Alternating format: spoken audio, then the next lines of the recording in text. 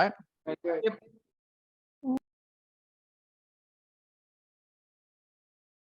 So I wanted to talk a little bit about bravery tonight. So I think that all of you seated here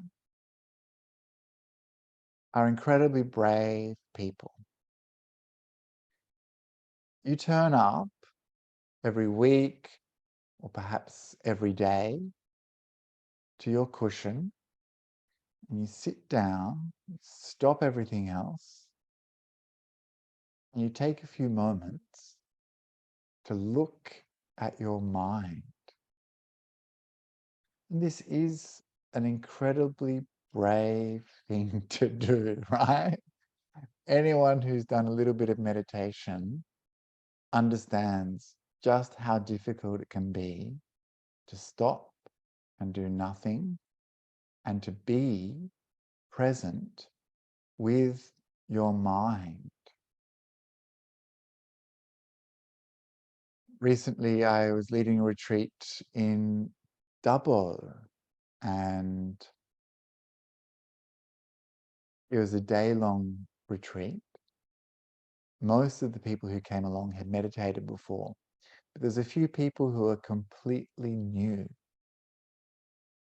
and had never, ever done any meditation. And so, I'm pretty easygoing, I'm pretty gentle. I usually really let people slowly get into the practice. So the first session we did was only 20 minutes long, right? So it's pretty short, and just an opportunity for people to settle, to transition from their ordinary life to this spiritual practice.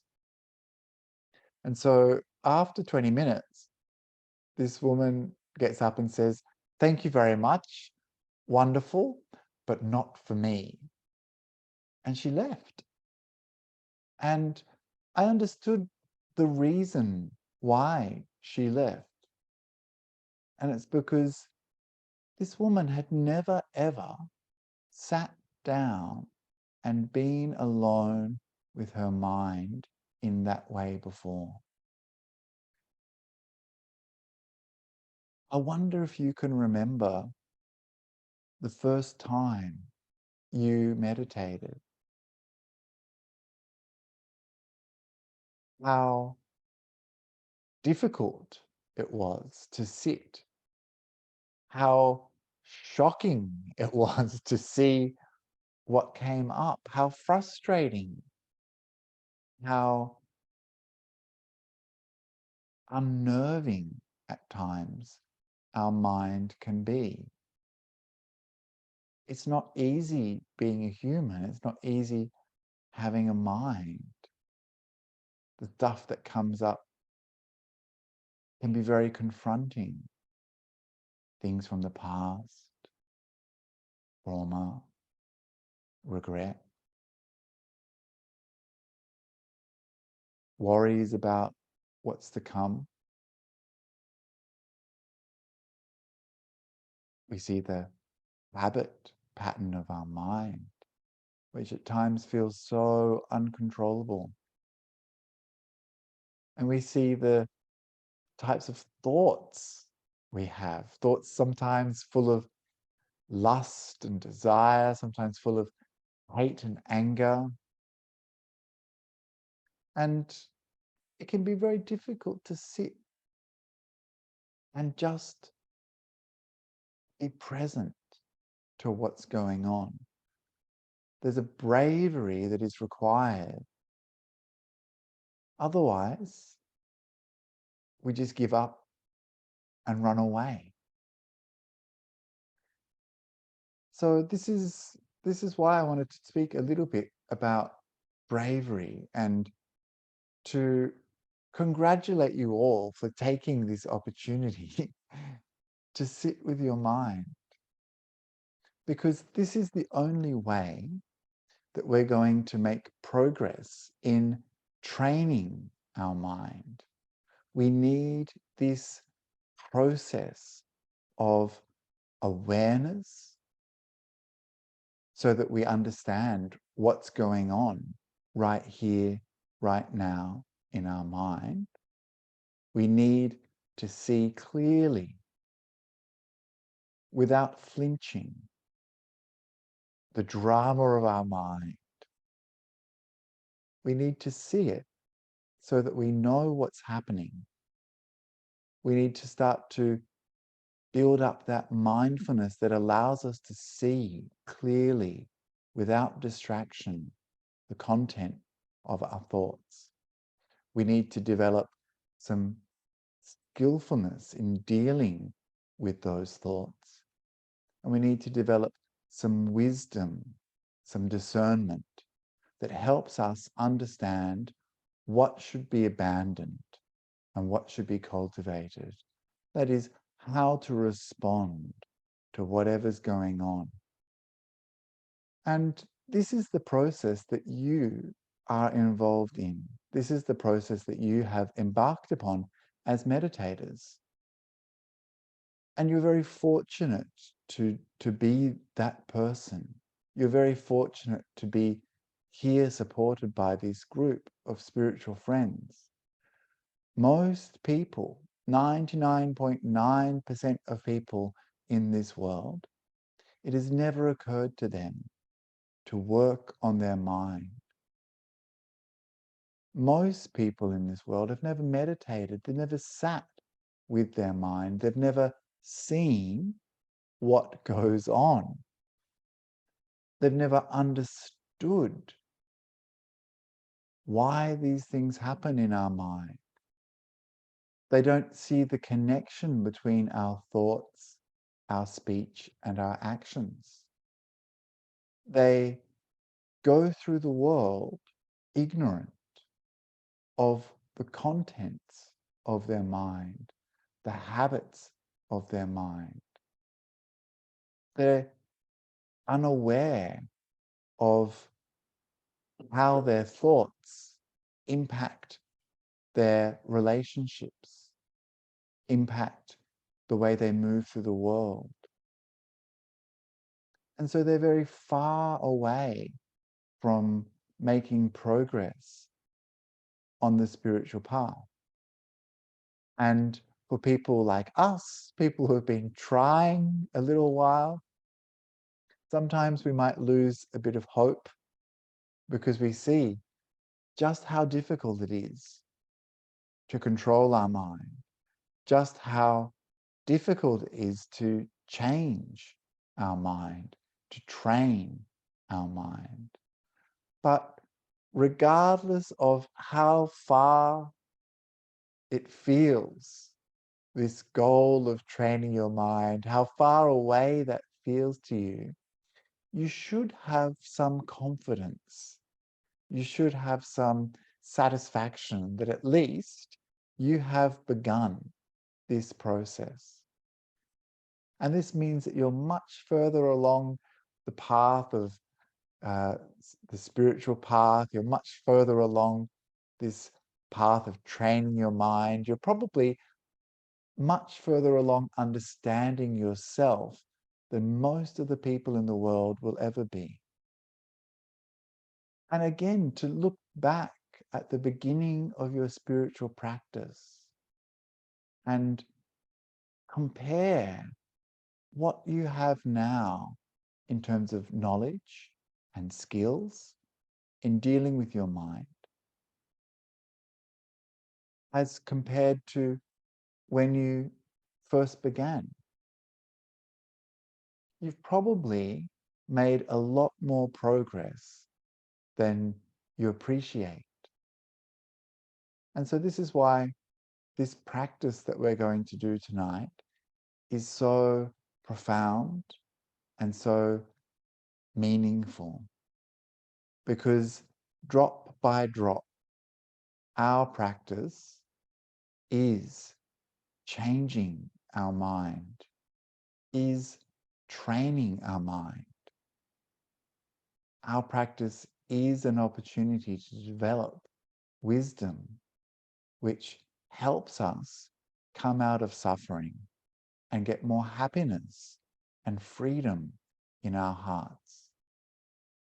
So this is the path that we're on, this movement from ignorance, from unawareness, from not knowing, to that painful process of seeing our mind in all its ugliness, in all its florid fantasies and desires, and all of its hate and anger, all of its uncontrollable messiness. We go through that pain, that difficulty, and we get beyond that. We see so much freedom, spaciousness, so much happiness and joy can be in our mind. And this is the path. We move from that ignorance to understanding, from dark to light, and from suffering to happiness. And so this is why we come together like this to practice. And so tonight, let's do 30 minutes of meditation together. And so I'm going to guide a little bit of it for you, and then I'll leave you alone with your minds. And just to remember that whatever comes up, we don't need to judge it. We need some discernment, whether it's useful or not useful, whether it's skillful or not skillful. But we don't need to judge the mind. We need to know what's happening, understand it, and let go of the things that don't serve us, cultivate the things that serve us. The easiest way for us to get rid of all of these thoughts and activities, which is what people always want to know, right? How can I stop thinking? Is to use a neutral object like the breath. And that's what we're going to do tonight, some breathing meditation. Okay, so that's a bit of an introduction to meditation. Now let's do the practice. So take a few moments to set up your posture. Find a comfortable position, something that works for you. And each of you will have a very different posture. Some of you will be on the floor in lotus. Some of you will be propped up on a seat. Some of you will be on the couch. Don't be too relaxed. Don't get too comfortable. Make it so that you're still aware and present.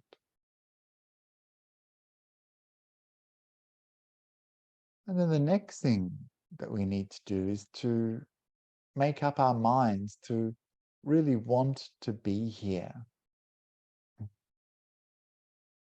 So you want to be here now. Means we don't want to be in the past, at the office, the shops. We don't want to be in the future, planning what's to come, sorting stuff out.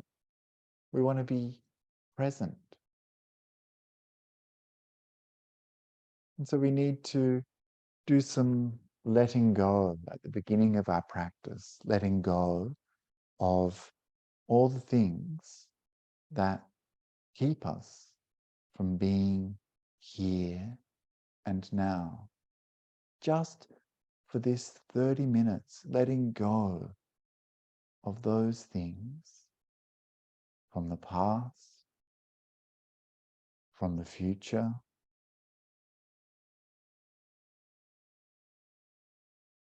so that we can have some freedom from the past, freedom from the future,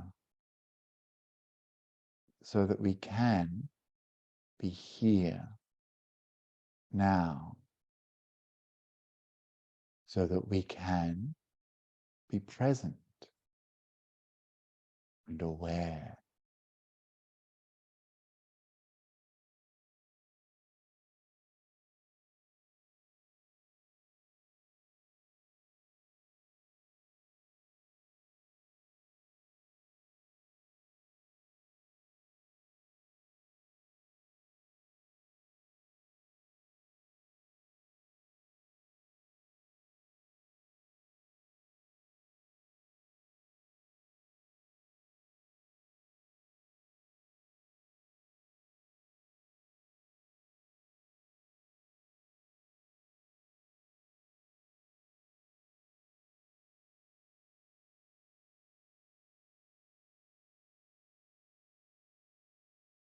And so begin by tuning in to what's happening here and now. Become aware of the space that you're in, the place that you're in. Aware of the sounds around you, quality of light, aware of temperature,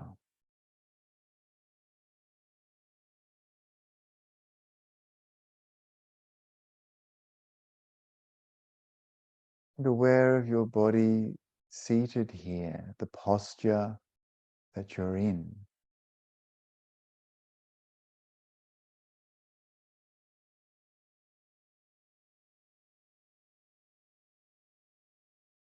And how are you feeling now in this body? How are you feeling? Are you comfortable? Are you relaxed? Is it possible for you to bring more comfort, more relaxation into your body by letting go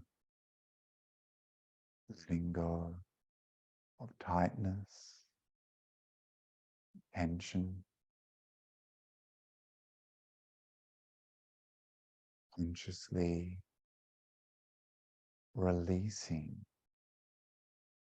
softening all the muscles of the body,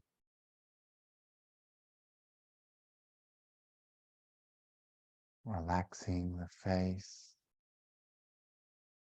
letting the eyes gently rest,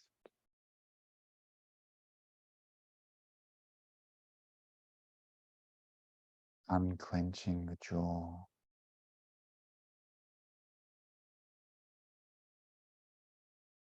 allowing a little smile on your face.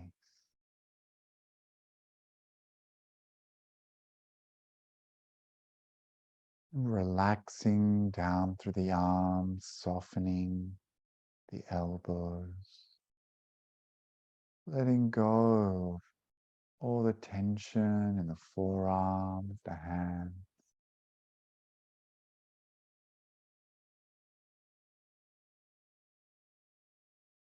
all that tightness draining away through the fingers.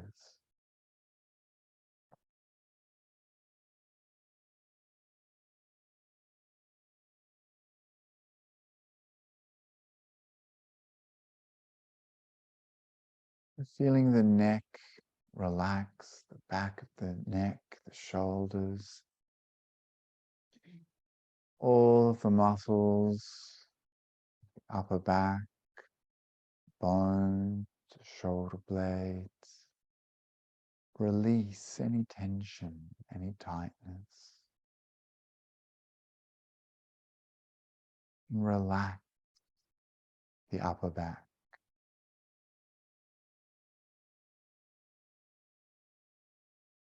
Moving down the spine, relax and soften the middle back.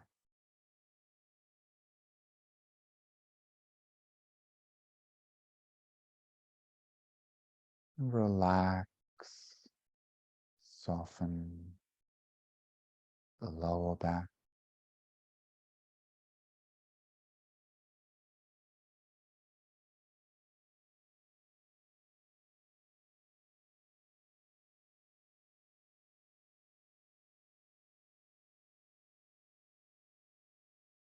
Coming to the front of the body, feeling all the bones and muscles of the chest releasing as you let go,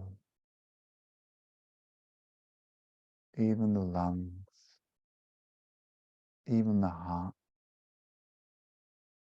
and soften.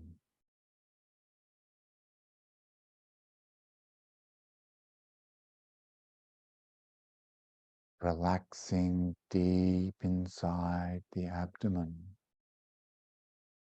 letting go of tightness, tension.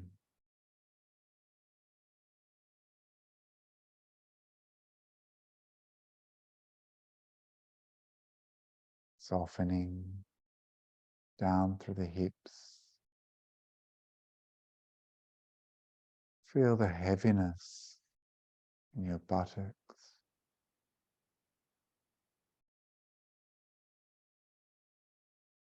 Releasing down through the thighs. Letting go of the knee joint. Softening the shin. Relaxing the ankles.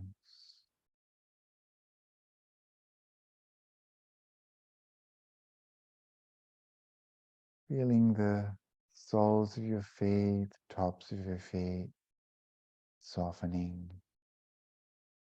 All that tension, tightness, draining away through the toes.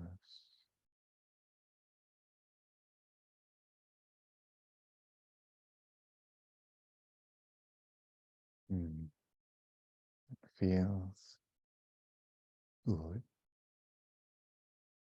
to relax.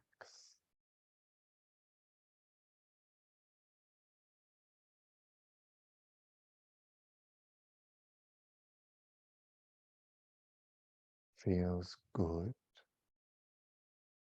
to let go.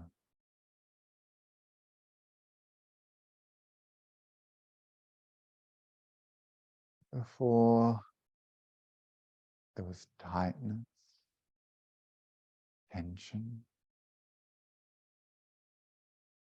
suffering in this body. Now, by letting go, there's more comfort, ease.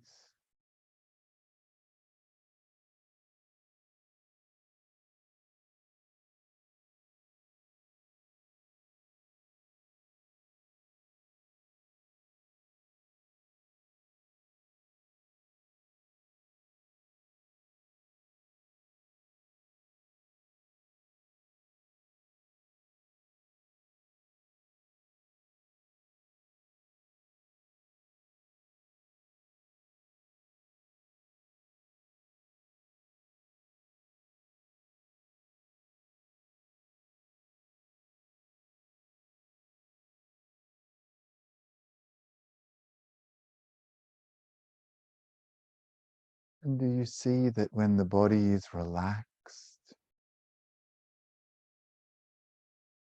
your mind naturally becomes more calm, more peaceful?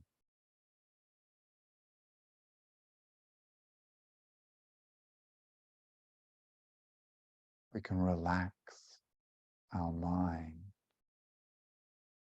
just like we relax the body by letting go. Thoughts, they come, we don't reach out, don't get involved.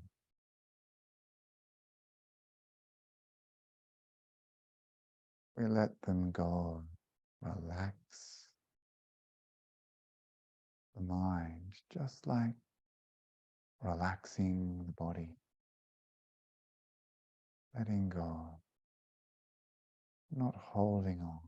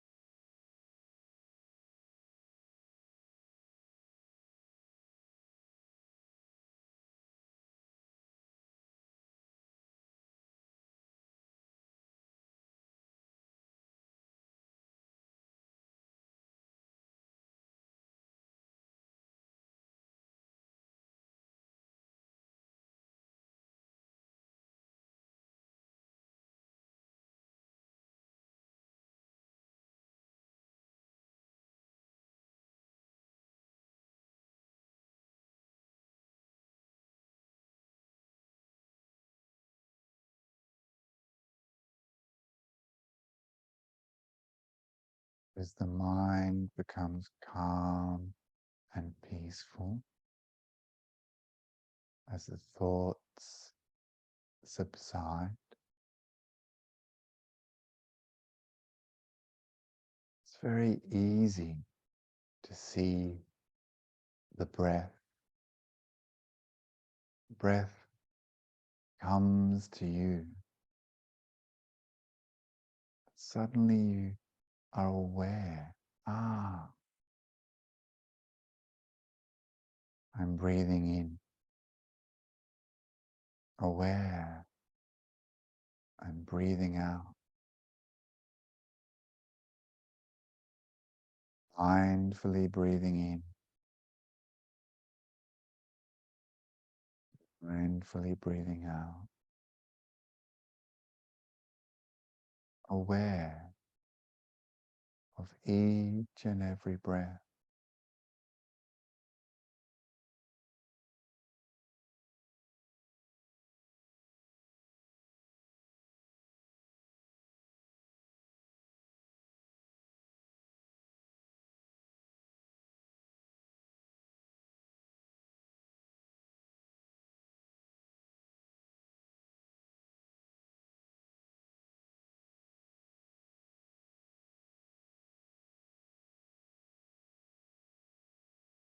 And thoughts may come, distractions, problems, wanderings. It's okay. Very gently, with kindness, bringing the mind back over and over again. Be with the breath. Watch the breath coming in, going out.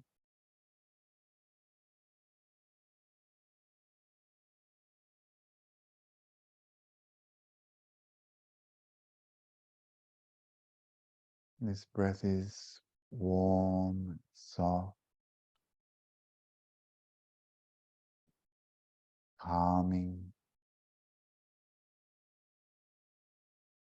nourishing. It feels good to watch the breath.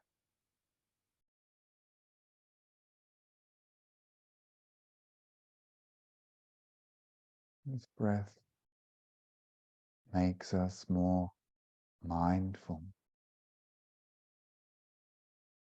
brings clarity,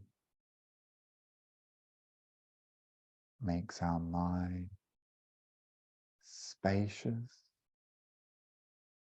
bright, powerful.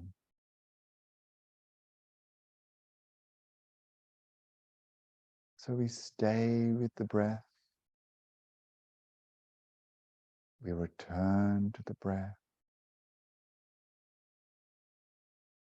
We watch each and every breath mindfully.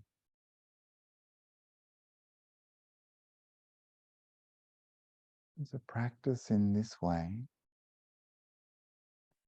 for the remainder of the session.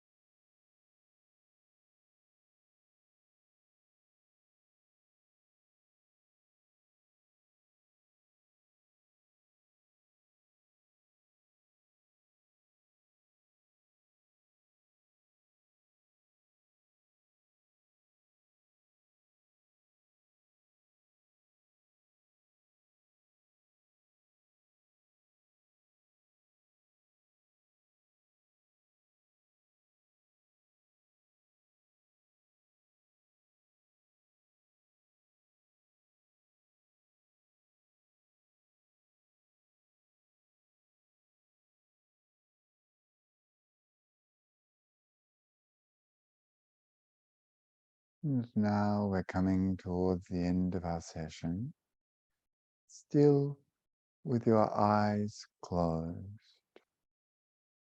Let's take a few moments to review, to reflect on what's just happened.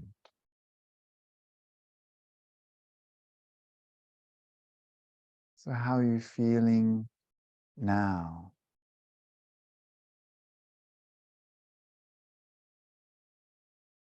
Is it different from when we began? Why? What's changed?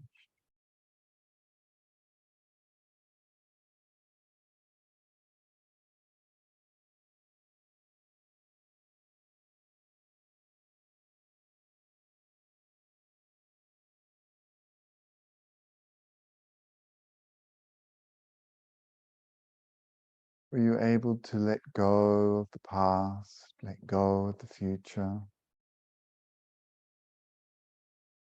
Were you able to be present?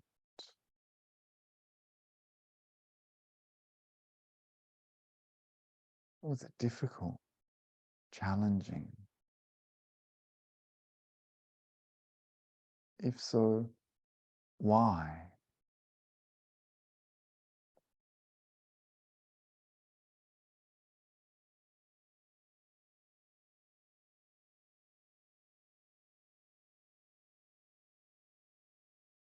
Were you able to relax the body, to let go of tension? How did that feel?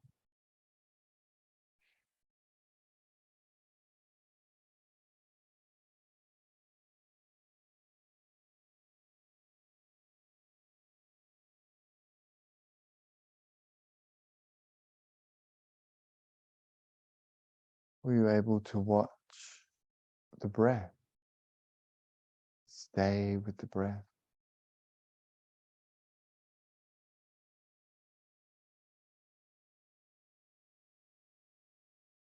How was that?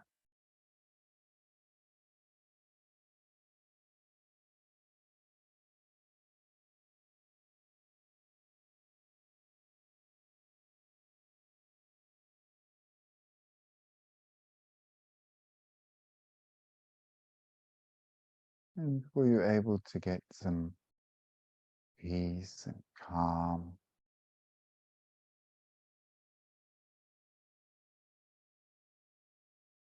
And if so, why? What did you do led to peace and calm?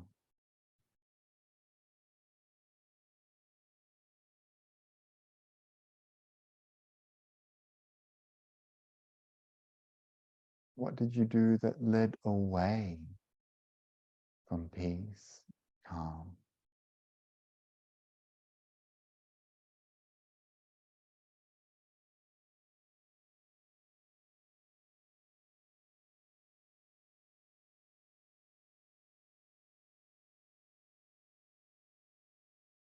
So by reflecting in this way, by reviewing, we start to understand the nature of our mind. We start to understand how the process of meditation works. And hopefully we develop some wisdom in our practice of the things we need to let go of, the things we need to cultivate to move away from suffering towards happiness.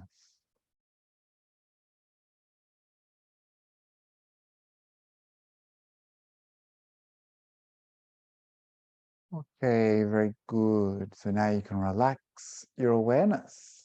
Come back to this space you're in, and when you're ready, gently opening the eye.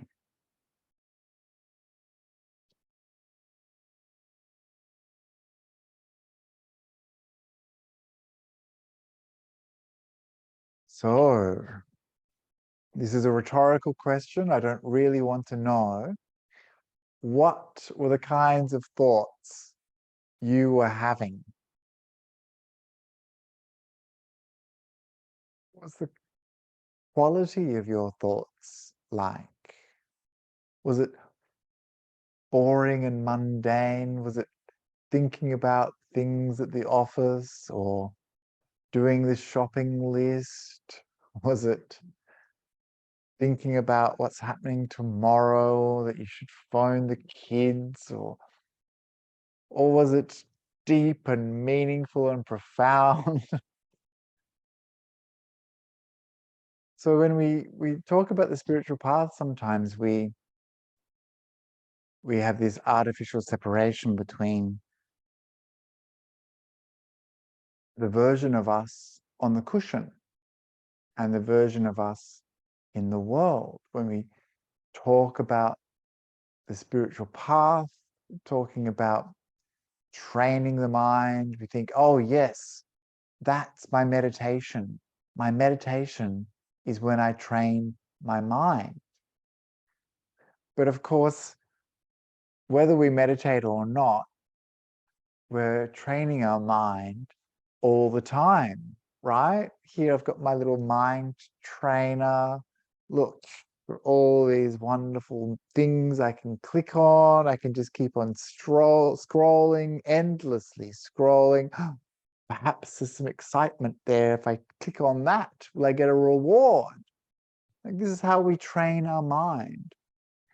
We're doing this all the time, many more hours training our mind in this way than we'll ever spend in meditation, right? Sometimes someone said to me the other day, you know, they realize that they can scroll and scroll for like 30 minutes, an hour, 2 hours without moving, without looking up. But they find it really difficult to sit for 15 minutes in meditation. And that's why, because they've trained their mind.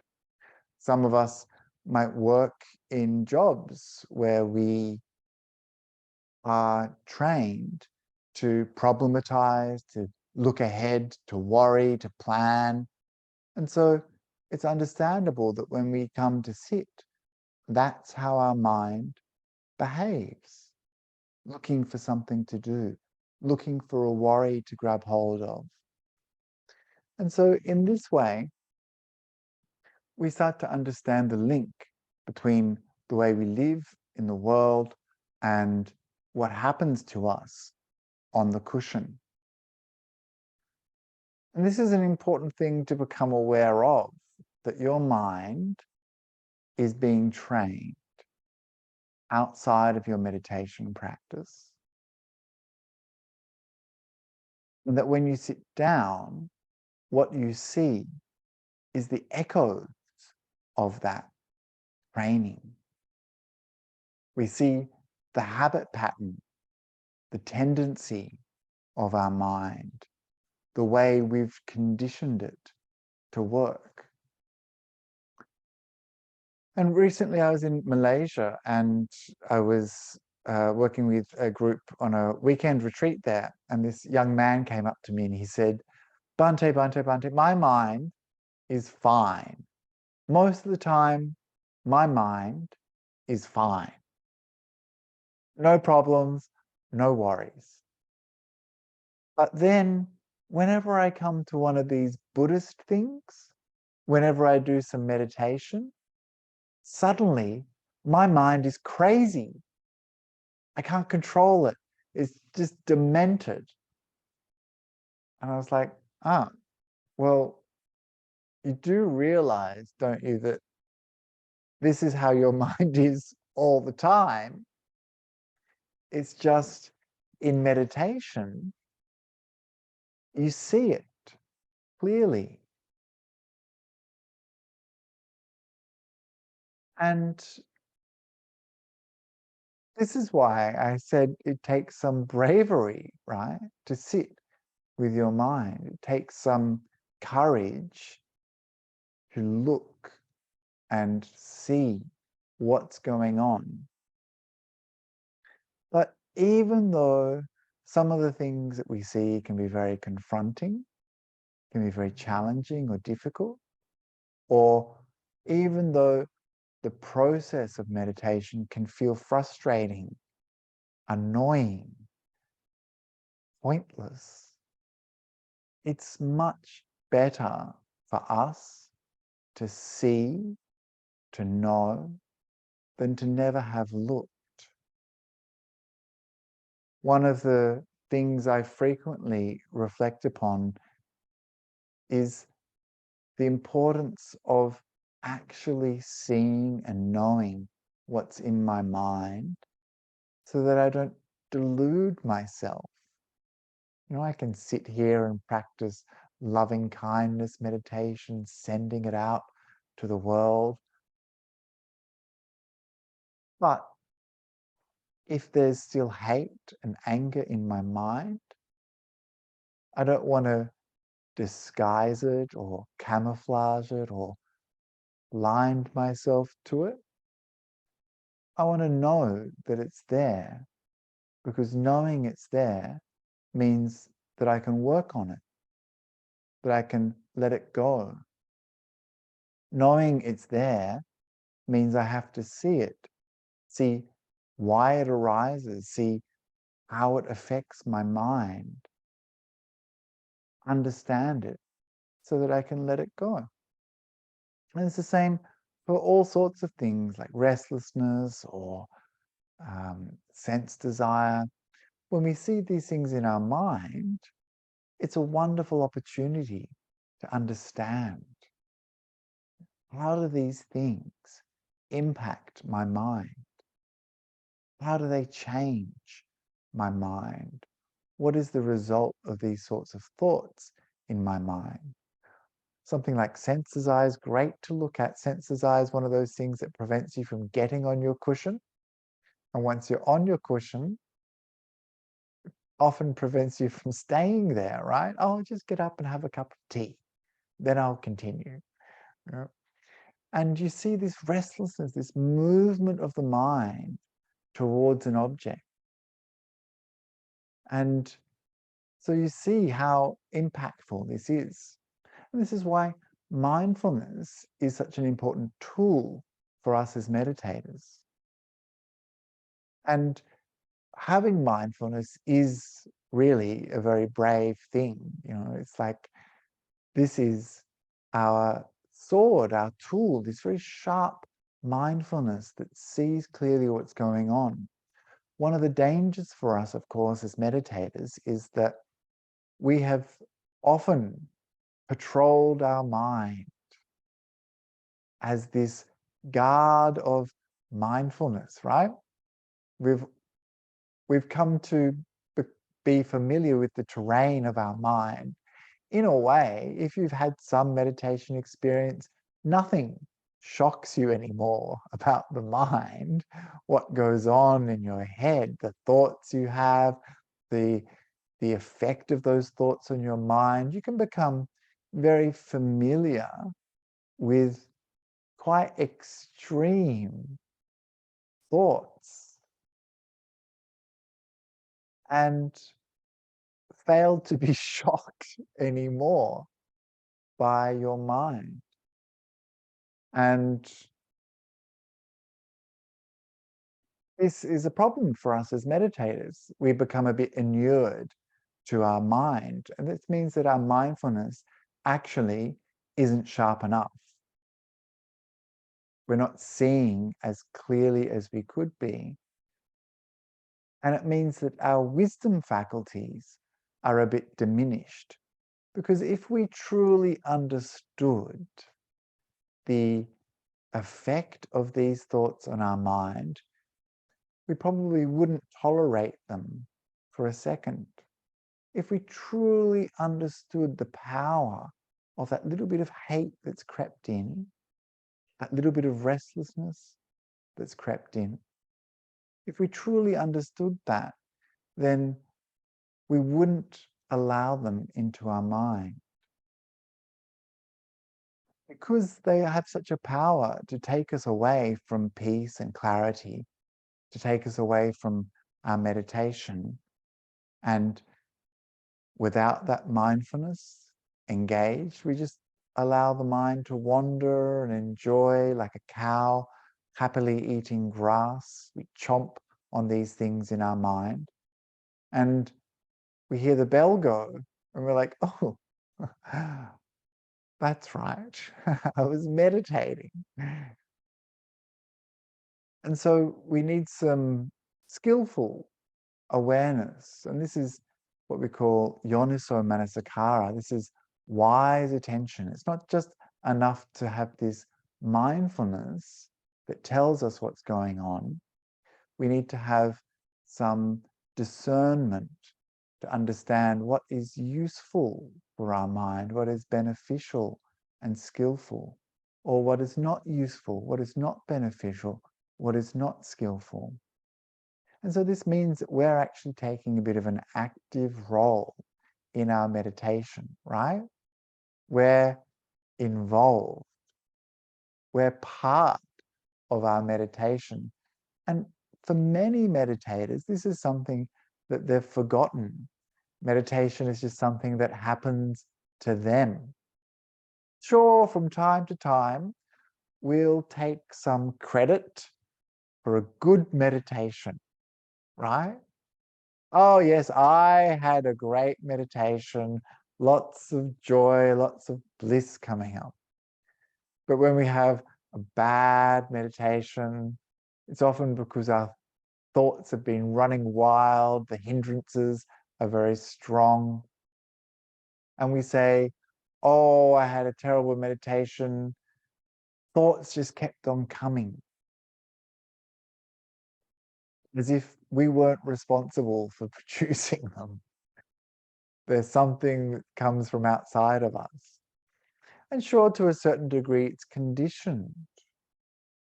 The way we sit in our meditation, we see those echoes from the conditioning that we've done outside in the world. And that's why this training is very important, to understand that we are involved in this training.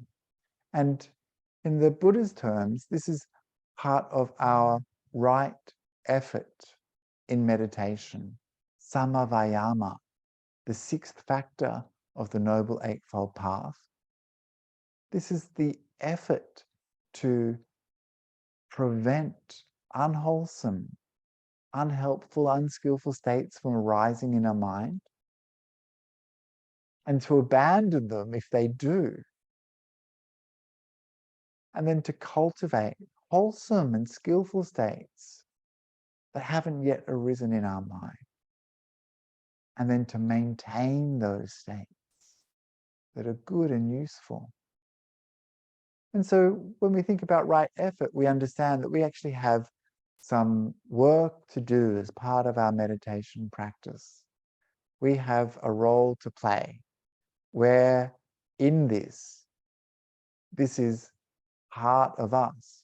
So be very careful when you come to do your meditation that you don't tune out to what's going on, that you don't become kind of a bit mulled, I'm thinking like mulled wine, kind of like a little bit too relaxed, a little bit too comfortable. Everything's just a little bit hazy. It's kind of at that nice, slightly drunken distance where you don't see clearly, where you're not sharp, where you're starting to become uninvolved, as if these things are like a television screen that you're just kind of loosely watching it, but it's not that interesting. You don't care too much. Be careful of becoming that kind of dulled, unmindful meditator who is vaguely aware, but more tuning out than tuning in.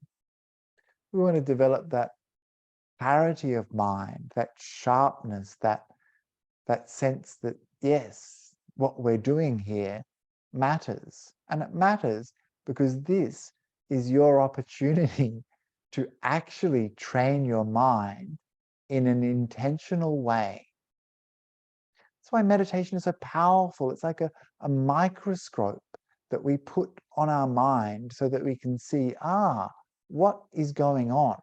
What is going on? And when we know what's going on, we can start to respond appropriately. And so one of the things that most people deal with is this habit pattern of the mind. They find it very difficult to understand why these things are happening to them, why their thoughts won't leave them alone, why these ideas about work or problems to solve or things to plan, why these things are obsessing their mind. And the answer is because you want them to, because you've trained your mind, because you've let your mind think that that's what happiness is, that that's what pleasure is. Ponder, to plan, to worry. This is where we get some mental excitement, right? This is where we start to feel a lot of energy, enthusiasm. That's why when you sit down and start thinking about them, you're engaged. You're doing something that makes your mind happy. You're like a little monkey swinging through the forest. These thoughts, these ideas, these plans, these problems, this is you giving a banana to that monkey. So as long as you keep on feeding that monkey, it's going to keep on coming back, right? Wanting more. And so a lot of meditation is actually unlearning, detraining. And it's difficult because it goes against that pattern of behavior that you've learned and that you've practiced day in, day out of your life, year after year after year. And sure, this is conditioned. All of these thoughts, all of these activities of your mind, these are conditioned. And so in some way, they don't really belong to you. Because it's conditioned, it means that we can change. We can recondition our mind. It is possible to train the mind. If it wasn't possible, the Buddha wouldn't have recommended a method of training the mind. But because it is possible, we can change the way our mind works. And so for a lot of our practice, what we'll be dealing with is the hindrances. Talk a lot about the hindrances. I've talked a lot about the hindrances with this group. We'll be talking about them on the weekend retreat coming up. So I don't want to go into talking too much about that now. But just to be aware that what goes on in your mind is rather predictable, almost boring, right? Everyone else has dealt with these same things. You're not alone. You're not the only one who falls a little bit asleep. You're not the only one who has restlessness. You're not the only one who has some hate, right? These are ordinary and very predictable thoughts that happen. These are the things that we perhaps think we have to have forever, that will never go away. But this is not true. This is not the case at all. We can actually, through this mental training, become aware of these things being present in our mind, understand the drawbacks of them, let them go. And then we start to see a very different kind of mind. Just like that moon freed from clouds, we start to brighten up the mind. It becomes more clear and more sharp, more energetic, more powerful. And we learn actually my mind is capable of much more than just thinking about what's to do tomorrow, or that problem at work, or how much we dislike the accountant, or how much more exciting it would be to be watching Netflix now, or whatever. We start to see that the mind can be freed from these things, and that the mind that is freed from those things is a very different kind of mind. Who are you without those thoughts that you've been having? Who are you when those ideas of yourself start to fade? When all your remembering finishes, when all your planning is let go of, when all that restlessness is gone, who are you without those thoughts?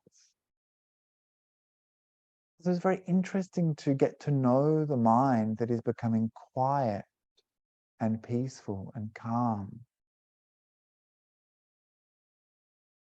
When we see this mind, it can be confronting. There's quietness. There's very little activity. There's not much going on. It can be worrying, scary to have no thoughts, to have no inner dialogue, to just have a nothingness that is sweet and rich, that is full, without any of the things that we usually fill it with, without that sense of self, me, mine, being there. It can be scary to encounter that mind.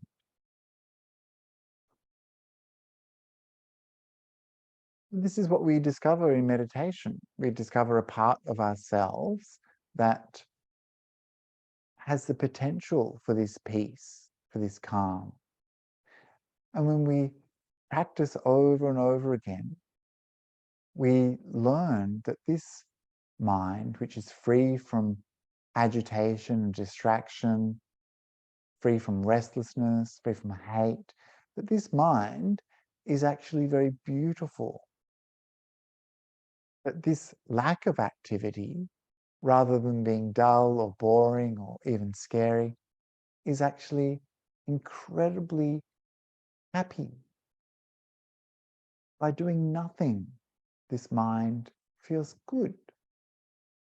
You get a lot of joy, a lot of happiness and bliss that comes from that mind. And so eventually you start to learn where happiness is found, and you start to understand where suffering is found. Suffering is found in that mind that is agitated, restless, full of activity, or that is full of desire or hate. That's suffering. And so it's so fortunate that you have sat down and looked at the mind and seen, these are the kind of thoughts I've been having. What kind of thoughts are they? What is the feeling of these thoughts when they're in my mind? Does it feel like happiness or suffering? And if you've ever experienced some peace and calm and stillness where those thoughts have been in abeyance, then you have something to compare it to, right? You can see, this way leads to happiness. That way leads to suffering. And this is what we learn when we start working with those hindrances, when we start to examine the mind more clearly, when our meditation progresses to that point where we move beyond that habitual and messy mind towards that sharpness and clarity. We start to see where the mind actually finds happiness. And the Buddha described this a bit like a chef, the chef of a king. You know, if we're smart, we'll take the hint. You know, when the mind is calm, peaceful, happy, we'll take the hint. That's good food for our mind. In the same way, the Buddha said, you know, a chef should be attentive just to the king who the chef is feeding. If the king eats this dish or that dish, and means they like it, right? The king likes it. And in the same way with our mind, we've got to be careful what we're giving our mind food, what kind of food we're giving the mind. And sometimes when we find this peaceness and stillness in the mind, it's very tempting for us to throw it away, to start to do problem solving for the boring things in our life, to think about doing this or doing that, because our mind is getting more clear and more powerful. We have more energy, we're sharper. But unless we continue our practice of becoming calm and peaceful, we're going to just throw away all the good work we've done and prevent any good work from continuing, because we've become a bit self-sabotaging in our mind. We take the advantages we've gained from becoming calm and peaceful, we throw it away, thinking that we're going to perhaps solve all the problems of the world, but actually we're just going back to that habit pattern of busyness and activity. And so there's times in our practice where we need to be active and involved and to respond accordingly to what's going on in our mind. And that's the right thing to do at that time. There's other times in our practice where we need to do nothing, where we don't want to start thinking and generating activities. And that's the right thing to do at that time. Wisdom, of course, is learning what we need to do at the appropriate time. And so to finish tonight, I wanted to talk about the 5 ways of overcoming distracting thoughts that were taught by the Buddha. And this is good to know, right? Finally, at the end of the talk, Bhante trots out some strategies, some skills to help us, yeah? So this is the Buddha talking about how to overcome distracting thoughts. So we've all got them, right? Sometimes these thoughts can be very intrusive, they can be very persistent, and they don't necessarily need to be bad or terrible, right? Sometimes these thoughts are just boring, but they persist. I remember once being obsessed about my washing, that I should, you know, should I do it now? Should I do it later? Should I get the washing out now into the sunshine, or will it not matter? Should I do it later? Just thinking over and over again, like, this is so boring, right? And it was really difficult to let go of the thought. And even though I knew it was boring and uninteresting and probably not going to lead to enlightenment, it still kept on coming up. And it was very sneaky, kept on persisting. You know, so that's one of the kind of thoughts we can have. You know, sometimes there's thoughts that can be very persistent and intrusive that are worrying for us, that, you know, are not healthy for us to engage with. And so, you know, there's different kinds of thoughts and different qualities. So we need different approaches for those kinds of thoughts as well. So the Buddha recommended, if we have a persistent thought, the first strategy that we should use is the method of substitution. Substitution. So this is what we've been doing in our breathing meditation.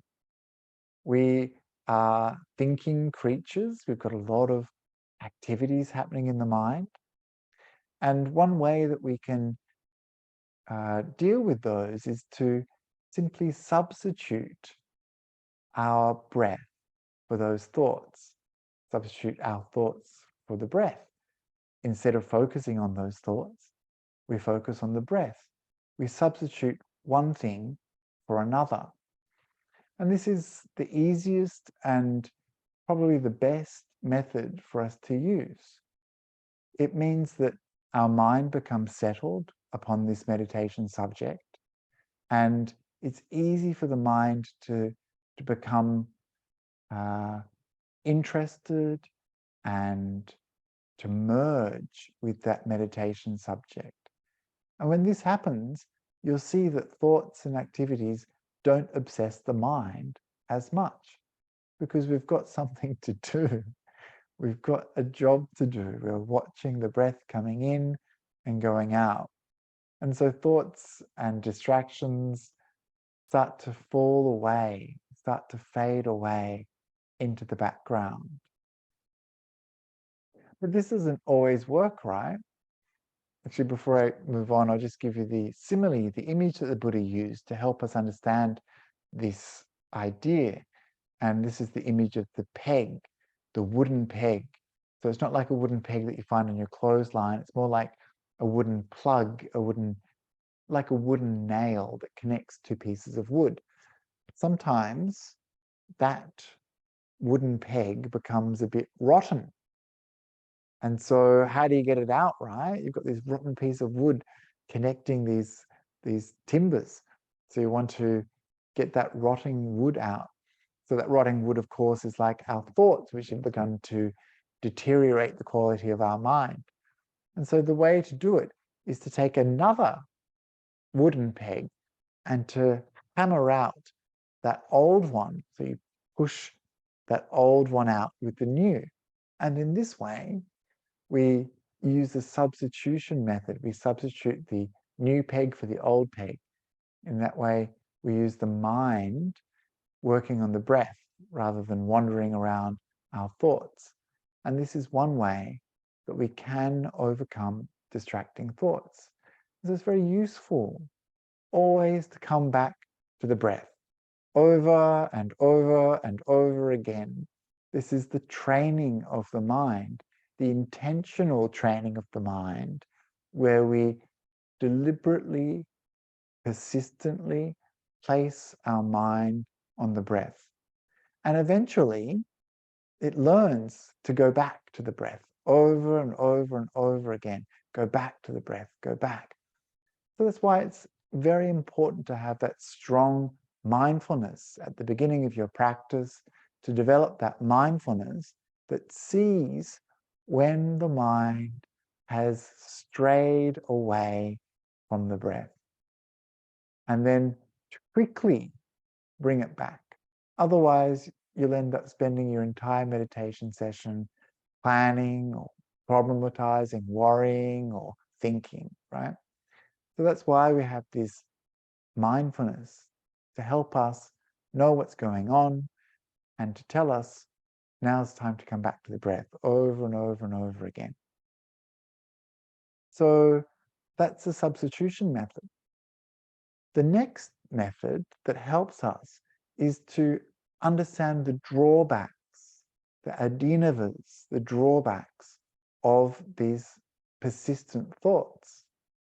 So this is when we appreciate that the thoughts that we're having aren't helpful, aren't useful, aren't skillful, that in fact they're trouble for us. So take a thought like hate or anger, right? It might start off as a very small thing and then becomes bigger and bigger in your mind. And then the next thing you know, you're thinking of how you can finish them off for good, right? And then perhaps this might come out in real life afterwards. You might end up hurting someone. So this is the power of those thoughts, right? So we need to understand the drawbacks. Even when that thought is in our mind, it's like bubbling and boiling and busy, and it's not peaceful and calm and still. So we understand the drawbacks. And the Buddha said that this is like someone who has a skeleton around their neck, like a bone necklace. Wouldn't they feel horror? Wouldn't they feel embarrassed? Wouldn't they feel a sense of conscientiousness, prudence? shame. Sometimes I think about, imagine if we had flashing lights on our head when we're doing our meditation of whatever thoughts were going on, right?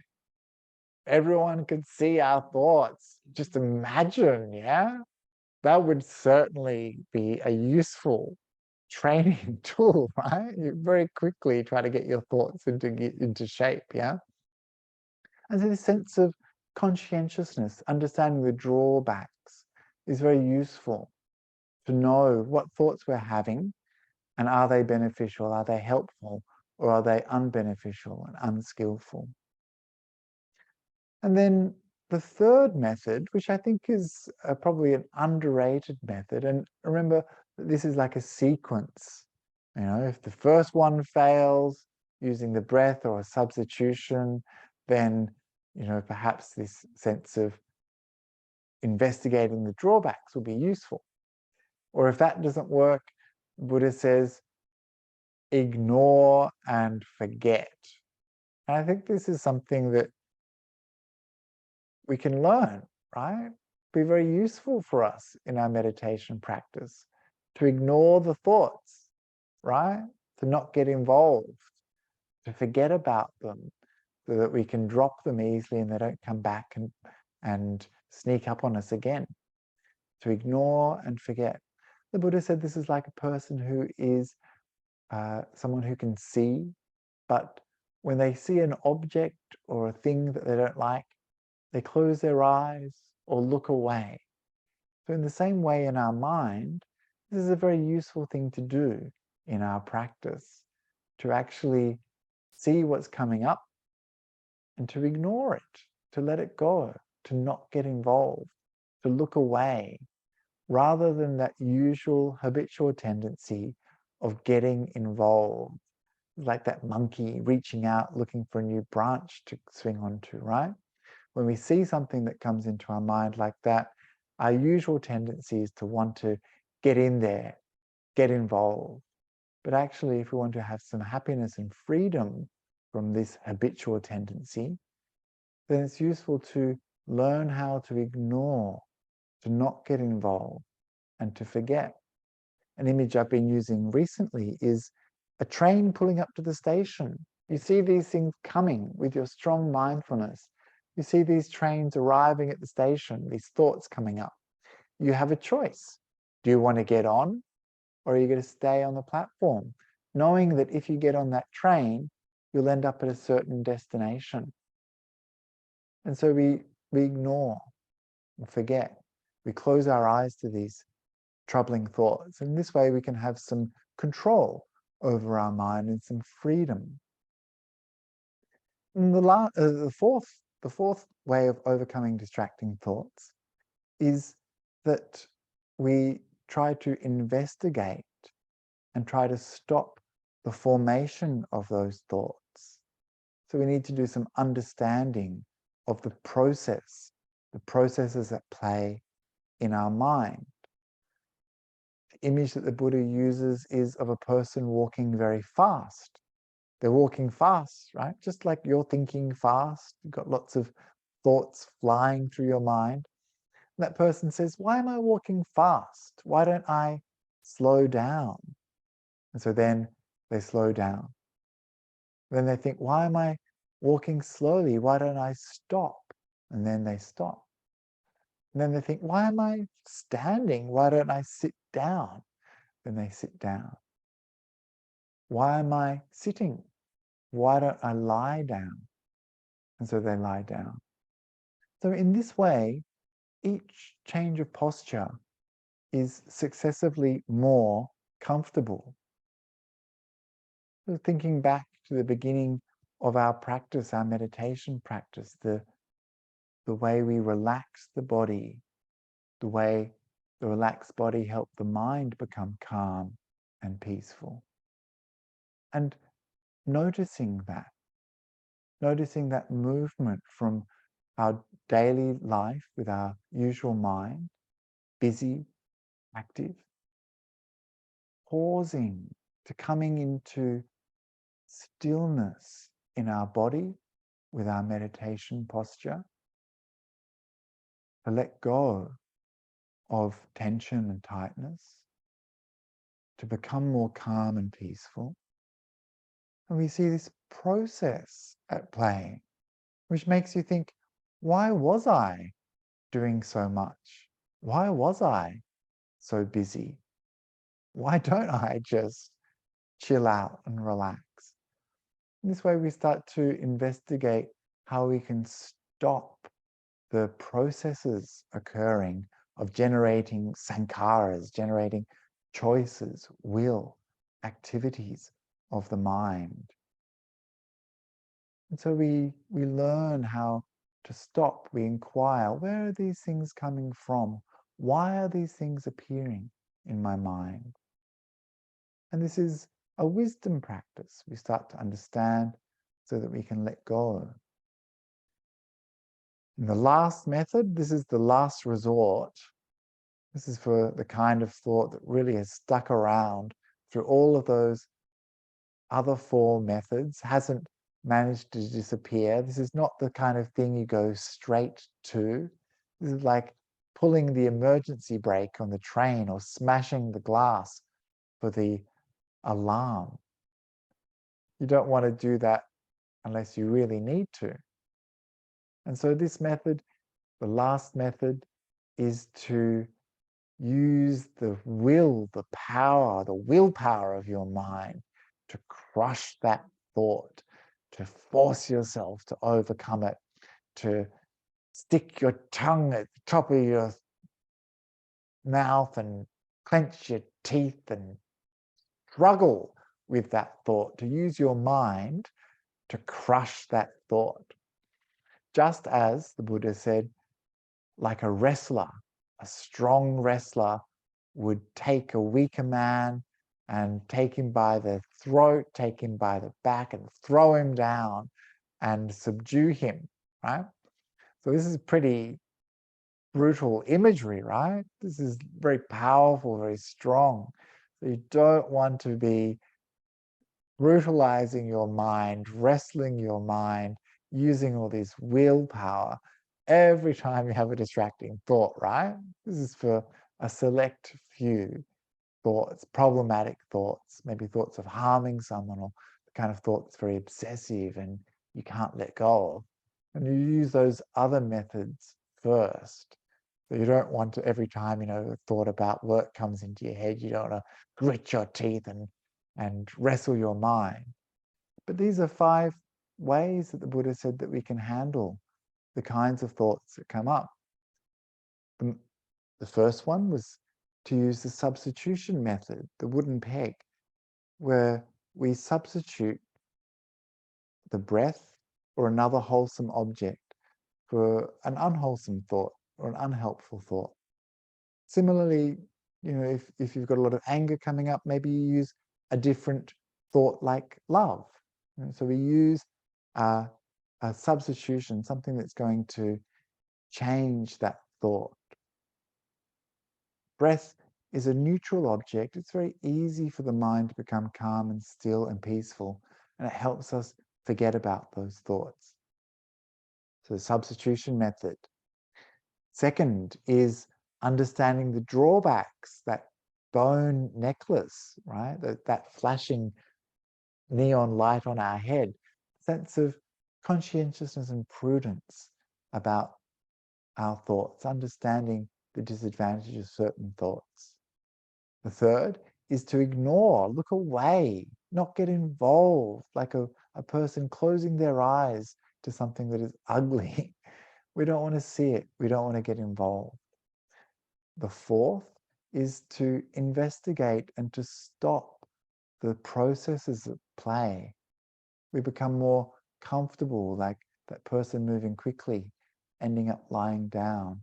We understand how to slow down and stop the processes that produces these thoughts. And the last one is to really struggle and use your mind to overcome those thoughts, just like a wrestler overcoming a weaker person.